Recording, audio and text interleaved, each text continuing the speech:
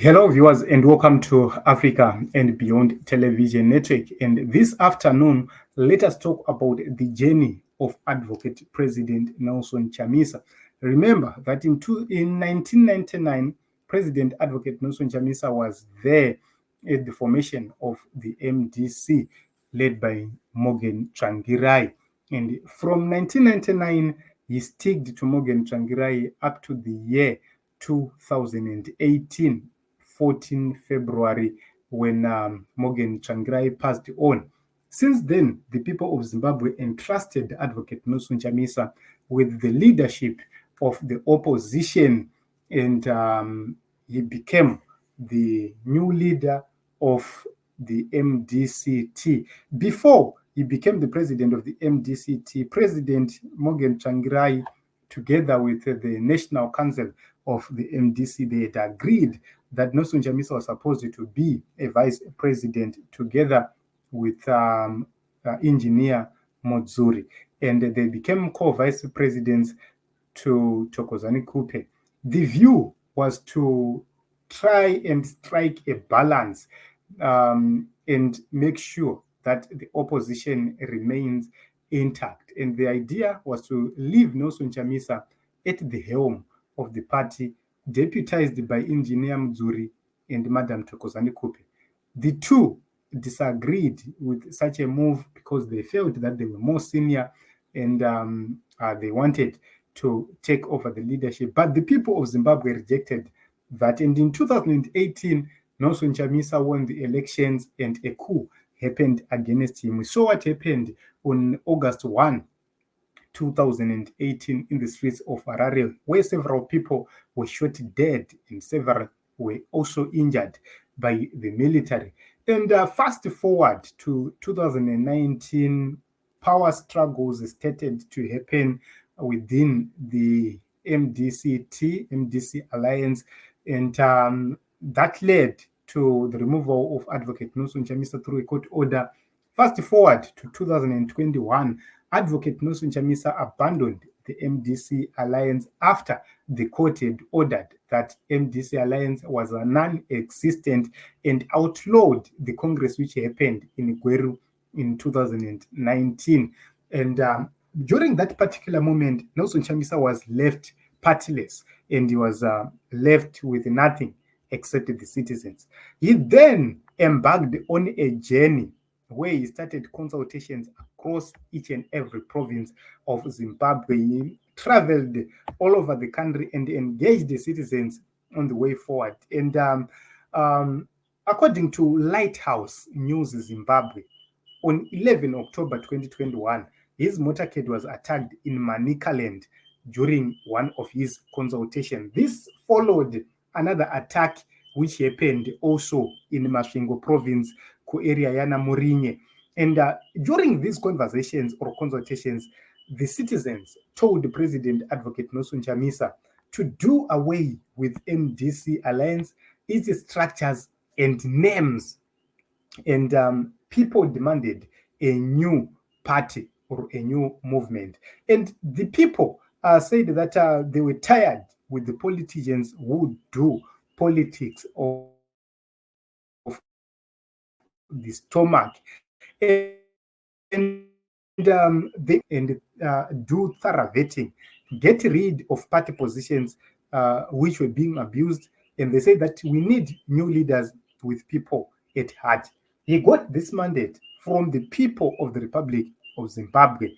And this is the same mandate the people of Zimbabwe entrusted him with during the August 2023 elections, which were marred by violence and abuse of power by the incumbent. And ZEC had to declare otherwise. And SADC, AU, and all other international institutions disagreed with this election which happened in Harare and said this was a non-starter. This election never happened. And up to this moment in time, we have seen the opposition led by Nelson Chamisa being decimated. We saw Shavangu coming from Norway, claiming to be the Secretary General of the party. President Nelson Chamisa had known about the plans prior to their announcements and had sent a letter to the Speaker of Parliament to that effect to try and stop Shavangu. But the regime went ahead with their plans and destroyed the Triple C. The courts in the nation of Zimbabwe failed to ask pertinent questions and important questions. For example, the courts were supposed to ask Shavangu to prove, number one, his membership, number two, to prove how he became the Secretary General of the party, number three, to prove whether the post of an SG was available or not. But everything was put on Triple C to prove if Shavangu was not one of their own. Who is supposed to prove a citizen and the government? Suppose the government is saying, if someone is claiming to be a citizen of a particular country, the government will ask, what shows that you are our citizen? That person who have to produce a birth certificate, or if not a citizen by birth, we have to produce an ID which states that indeed he is a citizen. And Shavangu failed to prove that he was indeed part of the Triple C, but he was given powers because of political judgments. So at this moment in time, President Advocate Nelson Chamisa is a man who left the party Triple C on 25 January 2024 and is contemplating forming the new, which is not yet known at this moment in time and is being referred to the Blue Movement.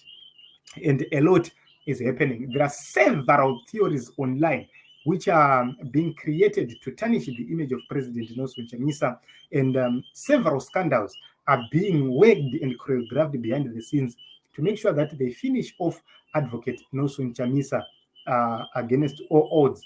But the major question is, are the people of Zimbabwe going to stop supporting President Nelson Chamisa because of these shenanigans or not?